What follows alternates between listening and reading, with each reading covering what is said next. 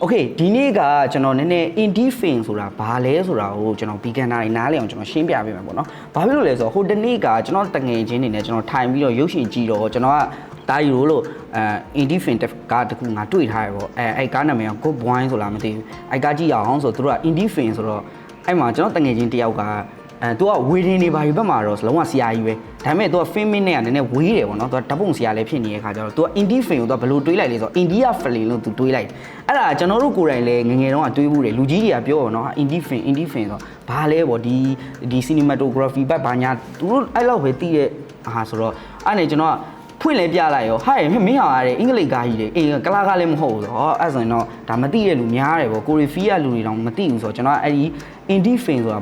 ာဘာလဲဆိုတော့ဟိုကျွန်တော်ဒီနေ့ပြောပြမယ်ဆိုတော့ကျွန်တော်ဒီနေ့ရိုက်ပေးတာတော့ကျွန်တော်ရဲ့တင်တန်းသားတွေဖြစ်ပါတယ်โอเคဆိုတော့ဟုတ်ပြီ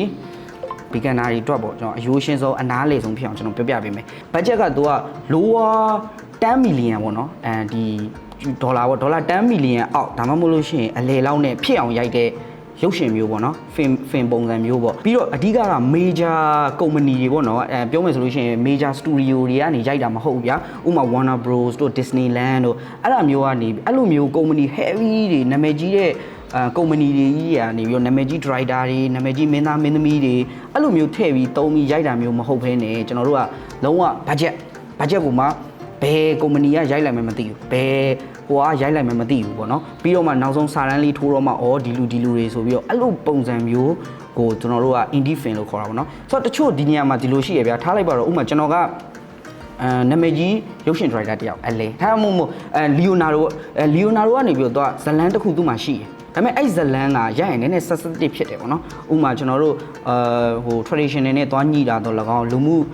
ဟိုမှာလူမျိုးကြီးခွဲကြတာတော့၎င်းအဲ့လိုမျိုးသွားညှိနေတယ်ဒါပေမဲ့ဇလန်ကတအားကောင်းနေတယ်အဲ့လိုမျိုးကြလို့ရှိရင်သူတို့ level ကြီးနဲ့သူတို့စင်းရိုက်လို့မရအောင်အဲ့တော့ဒါပေမဲ့အဲ့ဒီဥစ္စာကိုသူတို့ကအမှုပညာကိုချစ်တဲ့လူတွေဆိုတော့သူတို့အတွက်10 million လောက်ဆိုတာဘာမှမဖြစ်ဘူးဗျာဆိုတဲ့ခါကျတော့သူတို့က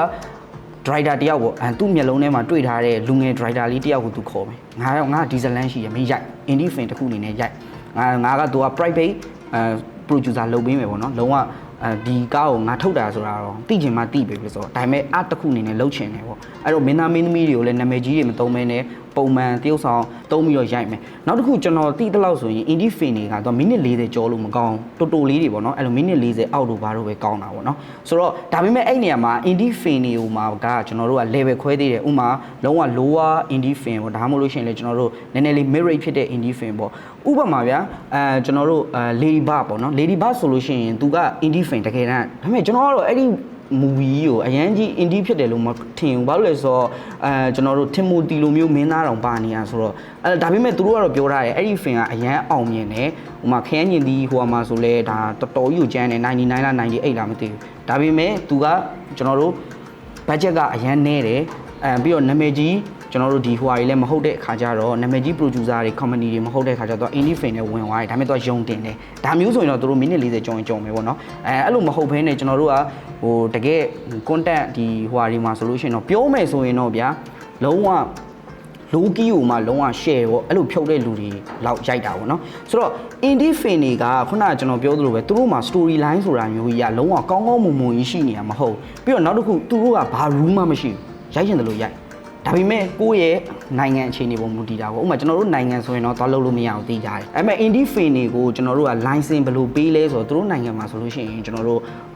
okay မင်းကနာမည်ကြီးဟိုဟာကိုသုံးမယ်တချင်းတစ်ပုတ်ကိုသုံးမယ်ဒါဆိုရင်တော့သူတို့ကအဲ့ဒီဥစ္စာအတွက် license လောက်ကြတယ်ပြီးတော့ကလေးတွေကြီးဖို့အတွက်ဥမာ rating ကသူ့ရဲ့73နှစ်အောက်ဆိုရင်ဒါမျိုးဆိုရင်တော့သူတို့စံစာတင်ရတယ်ပေါ့နော်ပြီးလို့ရှိရင်ကျွန်တော်တို့လုံးဝဒီ tradition နဲ့နည်းနည်းလေးဆိုင်သွားတယ်လို့ဘာလို့ဆိုရင်ကိုနေထိုင်တဲ့နိုင်ငံပုံမူတည်ပြီးတော့နည်းနည်းတော့ဟိုဖြစ်သွားတာပေါ့ဆိုတော့ဟိုပြောမယ်ဆိုရင်တော့ indie film ကဘယ်လိုမျိုးတွေများလဲဆိုတော့ကျွန်တော်တို့ psychopath ကားတော်တော်များများတွေပြီးရင်ကျွန်တော်တို့ horror ကားတွေပြီးတော့နောက်တစ်ခုကအဲ့လိုလူမျိုးကြီးဥမာဗျာဟိုအားလုံးလည်းသိရ indie film တွေထဲမှာဆိုကျွန်တော်လည်းအရန်ကြိုက်တဲ့ကားဘာလဲဆိုရင်ကျွန်တော် Moonlight ပဲဒါ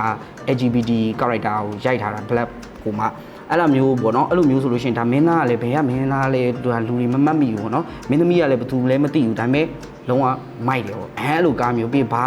CGI BF မှာရှုပ်ရှက်တွေမပါဘူးအဓိကကသူတို့ပြကျင်တဲ့ art ဒီ composition တွေပြီးရင်သူတို့ရဲ့အယူအဆတွေပေါ့နော်ဒီနေရာမှာ short film နဲ့မတူဘူးเนาะကျွန်တော်ပြောချင်တာ short film ကကြတော့သူတို့ကYouTube တို့ဘာလို့မှ10မိနစ်မကျော်ပဲနဲ့အဲ့လိုမျိုး short film လောက်တာဒါ film ကကြတော့သူတို့ကယုံတင်လို့ရတယ်ကိုယ်နိုင်ငံပေါ်မူတည်ပြီးတော့သူတို့ယုံတင်ခွင့်ပေးတယ်ဥပမာဒီကားက okay ကလေးတွေလည်းကြည့်လို့အဆင်ပြေတယ်နိုင်ငံရဲ့ tradition နဲ့လည်းကြိုက်တယ်ဆိုရင်တော့ဒါသူတို့ယုံတင်ခွင့်ပေးတယ်အဲ့လိုမဟုတ်ဘူးဆိုရင်တော့အဲ့ကားတွေကသူတို့ယုံတင်ခွင့်လည်းတိတ်မရှိကြတဲ့ကားမျိုးတွေပေါ့နော်ဆိုတော့ဟိုတနေ့ကကျွန်တော်ပြောတဲ့အဲ့ good wine ဆိုတာဟိုခွေးကားမဟုတ်ဘူးသူကလူကိုခွေးပြောင်းပြစ်တာအဲ့လို psychopath ဆန်ဆန်ကားတွေဆိုလို့ရှိရင်ဒါကြိုက်တဲ့လူတွေအတွက်ပဲကြိုက်တယ်ပေါ့နော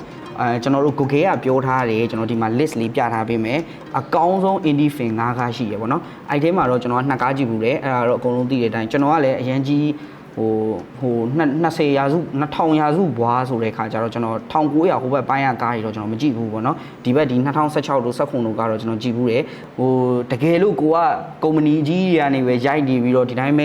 ပြေးမှုကောင်းနေရဆိုရင်တော့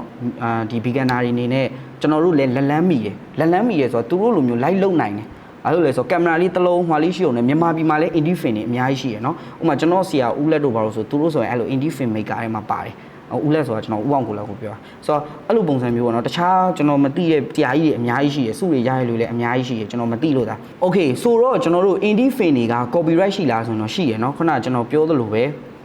ဒီနိုင်ငံတော့မသိဘူးကျွန်တော်တီးတဲ့လောက်ဆိုလို့ရှိရင်တော့ဒီမှာတော့အဲ့လိုတင်လို့ရလားတော့မသိဘူးပေါ့နော်ကျွန်တော်ကဒီဟိုဟာဖြစ်တာ US မှာဆိုလို့ရှိရင်တော့သူတို့ company တွေကိုသွားသူတို့ရဲ့တက်ဆိုင်တဲ့ဒီ government ဟိုဟာတွေကိုသွားပြီးတော့ဟိုကျွန်တော်တို့ဒီကားရိုက်ထားတဲ့ script ဘာညာကိုကျွန်တော်တို့ copyright တင်ထားလို့ရတယ်အဲ့တော့အရန်ကြီးဟိုဟာဖြစ်เสียမလို့ဆိုတော့တကယ်လို့ကိုက Netflix မှာအဲ့လိုမျိုး platform streaming platform တွေမှာလွှင့်ကျင်သူတို့နဲ့သွားညှိပေါ့နော်ညှိပြီးတော့သူတို့ကလည်း okay မင်းတို့ဟာကိုကြိုက်ရင်တင်မယ်ဘာညာအဲ့လိုမျိုးရှိမယ်ရုပ်ရှင်ရုံနေဆိုလဲအဲ့လိုပဲ okay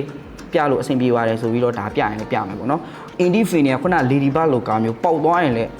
share ပဲဟိုအမြက်က share ကြီးရတာစဉ်းစားကြည့်ဗျာအခုခေတ်မှာရုပ်ရှင်ကားတကားအနည်းဆုံးဒေါ်လာ200တို့ဘာလို့ဒီကျုံးနေတဲ့အချိန်မှာတန်းပေါ့နော်တန်း200တွေပါကျုံးနေတဲ့အချိန်မှာ10 million လောက်နဲ့ဒေါ်လာ10 million လောက်နဲ့ကိုအဲ့လိုမျိုးပေါက်သွားတဲ့ကားတွေအများကြီးရှိရအခုမှ Lady Bug လိုကားမျိုးဆိုတော့ကျွန်တော်ကြည့်ဖို့ recommend ပေးခြင်းနဲ့အဲ့တော့ indie film ဆိုတာတော့အတူချုပ်ပြန်ပြောရလို့ရှိရင်ကျွန်တော်တို့လုံးဝ budget ဖြစ်ရမယ်ပြီးတော့ရုပ်ရှင်နာမည်ကြီးတဲ့ဒီရုပ်ရှင်ကုမ္ပဏီတွေကထုတ်လုပ်ထားတာမဟုတ်ဘူးနာမည်ကြီးမင်းသားမင်းသမီးတွေပါကောင်းပါနိုင်တယ်ဒရိုက်တာတွေပါကောင်းပါနိုင်တယ်ပါကောင်းမပါနိုင်ဘူးအဓိကကတော့ budget ကိုလုံးဝ limit လုပ်တယ်ပြီးတော့အရန်အရှိကြီးမဟုတ်ဘူးပြီးတဲ့အခါမှာ no rule မရှိဘူးပြီးတော့ traditional တွေပါဆိုလဲဒီကောင်တွေက break တယ်ပေါ့နော်လုံးဝဟိုဖြစ်ဘူးပြောမယ်ဆိုလို့ရှိရင်တော့ကိုနေထိုင်တဲ့နိုင်ငံပေါ်မူတည်ပြီးတော့ကိုယ့်ရဲ့ art ကိုလွတ်လွတ်လပ်လပ်ချပြလို့ရတဲ့ဒီရုပ်ရှင်အတူလေးတွေလို့ပြောလို့ရပါဘောเนาะဇလန်းအတူလေးတွေလို့ပြောလို့ရတယ်ပြီးတော့သူတို့ကစုပေးတဲ့ပြိုင်ပွဲတွေလည်းအများကြီးရှိတယ်ကိုတိုင်းလည်းဝင်ပြိုင်လို့ရတယ်အမြဲတမ်းလောက်ကြရှယ်ဥမာဖုန်းနဲ့ဗီဒီယိုရိုက်တာတို့ဘာလို့ကျွန်တော်ဓာတ်ပုံပြိုင်ပွဲတွေတော့အများကြီးရှိသေးရမယ်အဲ့လိုမျိုးကားလေးတွေကြည့်လို့ရှင်ငါလည်းဒီလိုမျိုးလေးလုပ်လို့ရပါပဲငါလည်းအခုခေတ်တိုးတက်လာတော့ကင်မရာတွေကလည်းတော်ရုံဆိုတော်တော်ကောင်းနေပြီဗျာဆိုတော့အဲ့အားလေးနဲ့ကျွန်တော်တို့ create လုပ်လို့ရတယ်ပြီးရင်ကျွန်တော် music video ရိုက်ရှင်တဲ့လူတွေဆိုလည်းအဲ့ရနေပြီးတော့ inspire ယူလို့ရတယ်အများကြီးရှိတယ်သူတို့ရဲ့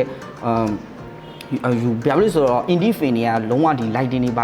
ာမှအကျဉ်းကြီးတွေဘာလဲတိတ်ထိုးတာမဟုတ်ဘူးသူတို့ကလုံးဝ budget မှာလုံးဝ budget အဲ့လိုဖြစ်တဲ့အတွက်ကြောင့်မို့လို့ကျွန်တော်တို့အများကြီးကြိုးရှိရပေါ့နော်ဒါပေမဲ့တခုတော့ရှိရပေါ့ entertainment ကိုအရန်ကြိုက်တဲ့လူတွေအတွက်ဆိုရင်တော့ကျွန်တော် recommend မပေးဘူးပေါ့နော်ဘာလို့လဲဆိုတော့ entertainment တော့အရန်ဖြစ်နေမှာမဟုတ်ဘူးနည်းနည်းလေးဘယ်လိုခေါ်မလဲဒီတကယ်ဝါသနာပါတဲ့လူတွေတကယ်ဟွာဖြစ်တဲ့လူတွေကြည်တင်တယ်လို့တော့ထင်တယ်ပေါ့အဲ့တော့ခုနကအများကြီးမကြည့်ကြရင်တော့မှ indie film တွေအများကြီးရှိတယ်ကြောက်ဖို့ကောင်းတဲ့ indie film တွေဘာတွေအများကြီးရှိတယ်အဲ့ဒီထဲမှာကျွန်တော်ခုနပြောတဲ့ဟိုဒီ Google ကလည်းပြောထားတယ်9ကားပေါ့နော်အဲ့9ကားကတော့တကယ်မိုက်တယ်ဆိုတော့ကျွန်တော်ဒီလို content လေးတွေအများကြီးလုပ်ဖို့ရှိပါတယ်ကျွန်တော် YouTube မှာဒီရုပ်ရှင်နဲ့ပတ်သက်တဲ့ဟာလေးတွေပြီးတော့ဒီကင်မရာလေးတွေဒီဟွာလေးတွေဒီလိုကျွန်တော်ဝါသနာရှင်တယောက်အနေနဲ့အဲ့လိုမြင်တာလေးတွေအများကြီးရှိတယ်အဲ့တော့ YouTube ကျွန်တော် TikTok ကကြည့်နေတဲ့လူတွေဆိုလဲကျွန်တော်ရဲ့ဘယ်လိုခေါ်လဲ profile လာ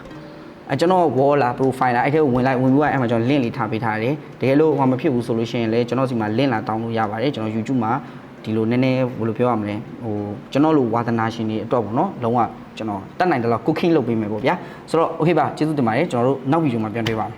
ရပြီအဲ့တော့အဲ့အလဲမှာကျွန်တော်ပြောရတာတွေကိုမမေ့နဲ့နော်အခု record ပိတ်လိုက်